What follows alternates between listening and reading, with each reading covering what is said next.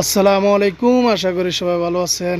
তো আমার খামারে যে ফার্মি মুরগা পালন করি আরই, তো ফার্মি মুরগারে ঘাস এভাবে কুচি কুচি করে কাইটাও দেই দুই টাইম।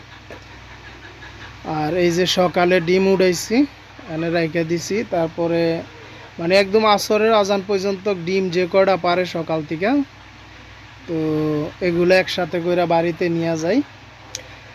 তো এনে ফার্মি মুরগাগুলা যে জায়গায় মানে ঘরের এক অংশে যে ফার্মি মুরগাগুলা রাখছি, তো এর আদারগুলা এই যে গমও মানে সামান্য পরিমাণ গম খাওয়াই, আর বাকি হচ্ছে যে নারিশ ফিডটা এটা খাওয়াই। আর এনে যে ফার্মি মুরগাগুলা আছে, আপনারা আগের ভিডিও যদি দেখে থাকেন তাহলে বুঝবেন। তো আমি 100 মুরগি আনছিলাম 1.5 মাস বয়সের। তা আনার পরে মানে আবহাওয়া চেঞ্জ হয়েছে, ওই জায়গায় তাপমাত্রা এক ছিল, এই জায়গায় আরেক। তো এই কারণে আমার বেশ কয়েকটা মুরগি মানে মারা গেছে। আর এই যে কর্নারে মানে এই কর্নারটায় আর এই পাশের কর্নারটায়, এই দুই কর্নারে ডিমগুলা পারে। আর মাঝে মধ্যে মাঝখানেও পাই দুই একটা কইরাম। তো এই মুরগিগুলা মানে বর্তমানে ডিম পাইতেছি এখানে প্রায় 60টার মতো আছে ডিম পারুই না মুরগি।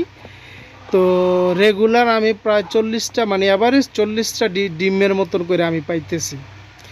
তো আলহামদুলিল্লাহ। আর মাঝে কিছুদিন আগে মানে প্রায় 45টা 50টা পর্যন্ত পাইছিলাম, মানে 1-2 দিন 50টা পাইছিলাম। আর না তো অ্যাভারেজ 45টা ছিল। তো বর্তমানে মাঝখান দিয়ে একটু ডিম কমে গেছিলো, এখন আবার আলহামদুলিল্লাহ 40টার মতো করে এবার মানে অ্যাভারেজ 40টা ডিম করে আমি পাইতেছি। তো এই যে দেখেন এনে 4টা রাতা আছে, এই মানে 60টা মুরগির লগে 6টা রাতা রাখছিলাম, বাকিগুলা খুবই অবস্থা খারাপ হয়ে গেছে, মাঝখান দিয়ে জবা করে দিছিলাম। তো রাতাগুলা মানে মুরগিগুলা তো আগেও একবার ভিডিওতে বলছিলাম যে কি অবস্থা। দেখেন এই মুরগির দেখেন মানে লেজ নাই, পিঠের পশমগুলা উঠে এলাইছে।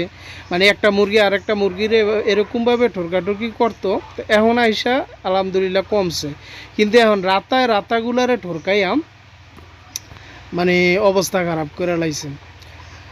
তো এখন এই মুহূর্তে আলহামদুলিল্লাহ আমি যেটা মনে করি মানে মুরগির মধ্যে খাটনি নাই বললেই চলে। মনে করেন যে সারাদিনে একটু পানি আদার দিলে, আর এই যে মুরগিগুলা দেখেন, এই মুরগিগুলাতে প্রায় এখনও 10 থেকে 15টা মুরগি আছে। কিছু মুরগি আছে আপনার একেবারে দুর্বল। এই যে এই মুরগিটা দেখেন, এই মুরগিটা দুর্বল, এই মুরগিটা দেখেন খুবই দুর্বল।